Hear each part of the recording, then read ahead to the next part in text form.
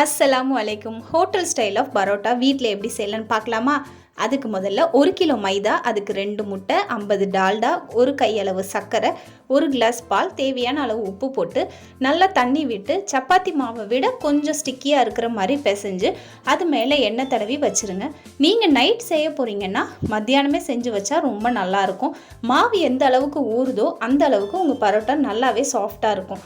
அடுத்து உருண்டை போட்டதுக்கு அப்புறமா அதை நல்லா இப்படி எண்ணெயில் முக்கி ஒரு அரை மணி நேரம் கிட்ட ஊற விட்டுட்டு இழைச்சிங்கன்னா பார்த்தீங்கன்னா எவ்வளோ ஈஸியாக அது மாவு இழுக்க வருது.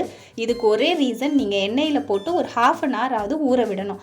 அதுக்கப்புறம் என்ன, மாவை நல்லா இழைச்சிட்டு மேலே எண்ணெயை தடவி துணியை மடிக்கிற மாதிரி மடித்து சுற்றி எடுத்திங்கன்னா பரோட்டா பேட்டர் ரெடி ஆயிரும்.